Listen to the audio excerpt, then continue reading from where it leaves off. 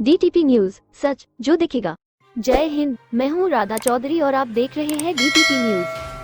जमशेदपुर पूर्वी के विधायक सरयू राय ने ईडी की ओर से झारखंड के मुख्यमंत्री हेमंत सोरेन को भेजे गए समन पर संवाददाता सम्मेलन में सवाल उठाते हुए कहा कि हेमंत सोरेन के मुख्यमंत्रित्व काल से अधिक घोटाला रघुवर दास के मुख्यमंत्री और खान मंत्री रहते हुआ है और ईडी मुख्यमंत्री हेमंत सोरेन के विधायक प्रतिनिधि पंकज मिश्रा पर हुई चार्जशीट के आधार पर समन भेज उन्हें बुला रही है। समन साहिबगंज और पाकुड़ में गिट्टी घोटाला से संबंधित है, जबकि इसी मामले में हेमंत सोरेन से कहीं अधिक घोटाला रघुवर दास के मुख्यमंत्री और खान मंत्री रहते हुआ है, जिसका प्रमाण ईडी की उसी चार्जशीट में है, जिसके आधार पर ईडी हेमंत सोरेन को पूछताछ के लिए बुला रही है। हेमंत सोरेन सरकार पर तो सिर्फ गिट्टी घोटाले का आरोप है, जिसमें उनके प्रतिनिधि पंकज मिश्रा मुख्य अभियुक्त है, लेकिन पूर्व मुख्यमंत्री रघुवर दास पर तो गिट्टी घोटाला के साथ ही मनरेगा घोटाले का भी आरोप है और यह भी ईडी के उस चार्जशीट से साबित होता है, जिसमें पूजा सिंघल पर मुकदमा दर्ज हुआ है। ईडी को पूछताछ में कुछ लोगों के बयान और कुछ दस्तावेज मिले हैं, जिसके आधार पर ईडी ने मुख्यमंत्री हेमंत सोरेन को तो पूछताछ के लिए बुलाया है, लेकिन पूर्व मुख्यमंत्री रघुवर दास को समन भेजकर क्यों नहीं बुलाया गया है। सरयू राय ने यह भी कहा कि रघुवर दास के कार्यकाल के दौरान इस घोटाला में सरकारी खजाने को करीब 100 करोड़ रुपए से अधिक की चपत लगी है। आइए देखते हैं विधायक सरयू राय की जुबानी, बड़ी पोल को खोलती हुई उनका यह बयान। हालिया घोटालों के बारे में 2 चार्जशीट न्यायालय में दाखिल किया है। उसमें से एक चार्जशीट जो गिट्टी घोटाले का है, मुख्यमंत्री जी के पंकज मिश्रा मुख्य अभियुक्त हैं, उसमें ईडी ने पूछताछ करने के लिए मुख्यमंत्री हेमंत सोरेन जी को भी बुलाया है। मैं ये कहना चाहता हूं कि आपने मुख्यमंत्री जी को बुलाया, ठीक है, मगर आपके गिट्टी घोटाले के चार्जशीट में 2/3 घोटाला तो रघुवर जी के सरकार में हुआ, जो मुख्यमंत्री भी थे और खान मंत्री भी थे। उनके बदले हुए डिस्ट्रिक्ट माइनिंग अफसर ने सबसे ज़्यादा घोटाला किया। और एक घोटाला जिसमें हेमंत सोरेन को आप नहीं बुला रहे, मनरेगा घोटाला, उस घोटाले में भी ईडी ने चार्जशीट दिया है और कहा है कि सारा काला धन इसमें सृजित हुआ है 2013 से 2019 के बीच में। तो उसमें भी तो लोगों को बुलाना चाहिए। रघुवर दास जी मुख्यमंत्री थे, खान मंत्री थे, बुला के पूछना चाहिए। मैं यही मांग कर रहा हूँ कि एक साजिश के तहत ये बड़े घोटाले हुए, शुरुआत 2015 में हुई और वही किरदार जो 2015 से 19 में रघुवर दास जी के साथ थे, वही पूरी तरह शिफ्ट कर गए हेमंत सोरेन जी के साथ। 2 साल में उन्होंने गड़बड़ी किया।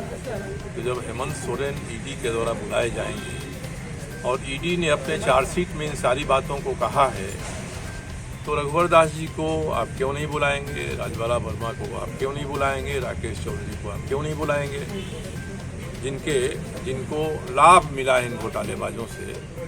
तो ऐसे लोगों को भी बुलाइए, मैं ही मांग कर रहा हूँ, नहीं तो विश्वसनीयता ईडी की कम होगी, खतरे में पड़ेगी। कहावत है कि एक आंख में काजल और एक आंख में सुरमा। तो ये नहीं चलना चाहिए। जब पारदर्शिता के साथ आपने जांच किया है, आपने चार्जशीट जमा कर दिया है, तो जरा नज़र सब पर फेरिए। 2015 से 19 पर भी फेरिए, अब 2020 से 2022 पर ही क्यों फेर रहे हैं साहब? यही मेरी मांग है सर। ये बात आपके माध्यम से प्रधानमंत्री जी तक, गृह मंत्री जी तक, नड्डा जी तक, बाबूलाल जी तक, दीपक प्रकाश जी तक, ये सारे जो जी हैं उनकी तो पहुँचेगी। तो उनसे यही कहूँगा कि मैंने जो कहा है उसमें 1% भी गलत है तो आप बता दीजिए। आप ईडी से दस्तावेज मंगा लीजिए। मैं तो ईडी के चार्जशीट के आधार पर कर रहा हूँ। पहले मैं जो आरोप लगाता रहा हूँ, इसकी एसीबी जांच कर रही है। जब इसमें भी जमा हो जाएगा चार्जशीट, तो मैं उनके बारे में उनके चार्जशीट के माध्यम से बताऊँगा। इसके पहले जो पूजा सिंघल गिरफ्तार हुई हैं मनरेगा घोटाला में, उसमें भी 250-300 करोड़ के घपले की बात आ रही है। उसमें तो कहीं हेमंत सोरेन है ही नहीं। ईडी के चार्जशीट में ये लिखा हुआ है कि 2013 से 2019 तक ही काला धन सृजित हुआ और घोटाला हुआ पूजा सिंघल के द्वारा। तो 2013 से 2019 के बीच में तो 5 साल 2015 से 20 तक रघुवर दास जी की सरकार के मुख्यमंत्री थे। अब ये इसमें समझिए कि ईडी ने पूजा सिंघल के खिलाफ पुराने आरोप में जांच किया, नए आरोप नहीं थे, पुराने आरोप में जांच किया। जांच के बाद चार्जशीट किया, उनको जेल में रखा, उनके यहाँ से 17-18 करोड़ रुपए उनके सीए के यहाँ से पकड़े गए। मगर जिस आरोप की जांच ईडी ने किया, उन्हीं आरोपों के बारे में रघुवर दास जी मुख्यमंत्री थे तो उन्होंने पूजा सिंघल को क्लीन चिट दे दिया है। अगर ईडी उस समय के सरकार की बात को मान ली होती तब तो पूजा सिंघल पर घोटाले का कोई आरोप ही नहीं होता। तो पूजा सिंघल जी को आपने क्लीन चिट जिसमें दे दिया, उसी में ईडी कह रही है कि उन्होंने बड़ी अवैध कमाई किया साहब और बहुत काला धन सृजित हुआ इसमें। तो ऐसी हालत में भी इस मनरेगा घोटाले में तो रघुवर दास जी हैं, राजबाला वर्मा है, इनके ओएसडी राकेश चौधरी हैं, इन लोगों से तो ईडी को पूछताछ करना चाहिए। तो मैंने इसीलिए आप लोगों को बुलाया है कि काक में काजल और एक काक में सुरमा। ईडी क्यों दोहरी नीति अपना रही है? हेमंत सोरेन को जेल में भेज देंगे और बाकी जिन्होंने घोटाला किया है, उनसे अधिक घोटाला किया है, वो शरीफ बनकर कॉलर टाइट करके घूमते रहेंगे। और केवल ये आरोप लगाया है, ईडी का आरोप लगते हैं तो होता है कि आपने इससे लाभ क्या लिया साहब? तो मैंने दिया है, एक दिया भार्गव के नाम से खरीदी गई इनोवा गाड़ी JH01DV 1101 की तस्वीर रघुवर दास जी के घर के गराज में मिली है। वो गाड़ी खड़ी है, पति पत्नी का भी फोटो है और इस गाड़ी पर चलते रहे हैं। इसके अतिरिक्त देवघर से लेकर पूरे झारखंड में उन्होंने भ्रमण किया एक फॉर्च्यूनर गाड़ी पर J05CR0011 के सुपुत्र गए पाकुड़ साहेबगंज में। तो कई प्रखंडों में जो कौन भगत है जिसका नाम आया है ईडी घोटाला में, उसने कंबल बंटवाया है, वहाँ के अखबारों में छपा है, पूरा छपा है। ये जो साठ है ये प्रमाणित करती है ईडी को छानबीन कर लेनी चाहिए, इसको देख लेना चाहिए। इसके बाद एक शराब घोटाला हुआ था।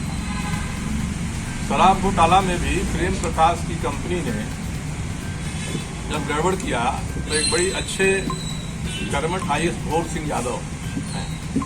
भोर सिंह यादव उस समय उत्पाद आयुक्त थे। इन्होंने इनके फर्मों पर छापामारी की और 7 करोड़ रुपए का गबन पकड़ा इन्होंने। जब पकड़ा तो इन्होंने FIR बनाकर रांची के अरगोड़ा थाना में भेजा कि भाई ये घपलेबाज है, घोटालेबाज है, इसने घोटाला किया है, 7 करोड़ का FIR करिए इस पर। FIR में देर हुई तो भोर सिंह यादव शाम को अपने पहुंचे अरगोड़ा थाना में कि आप क्यों नहीं दर्ज कर रहे हैं।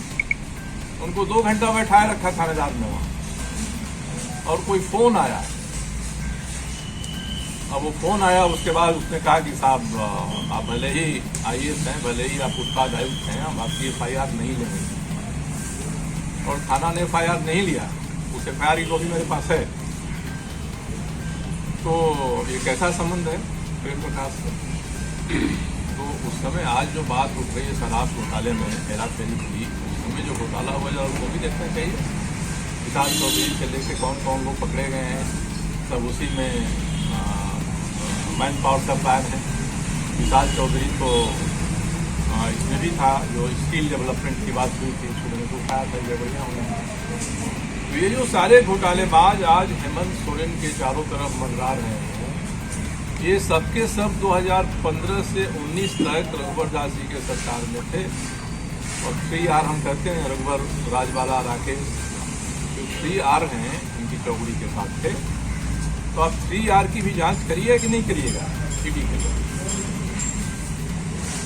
केवल हेमंत सोरेन को जेल में डालिएगा? हेमंत सोरेन ने जो किया उसकी सजा उन्हें मिलेगी, या बुला रहे हैं वो नहीं जा रहे हैं, जो आप करेंगे वो जरा और लोगों को भी तो देखिए, और ज़्यादा पैसे घोटाले के मिलेंगे। तो इसी बात को आपके सामने रखने के लिए कि आप 2015 से 2019 में जो किरदार रहे हैं 3R, उनकी भी जांच करिए।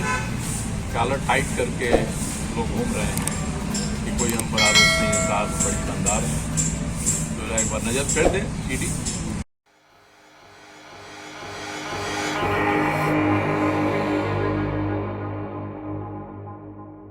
DTP न्यूज, सच जो दिखेगा।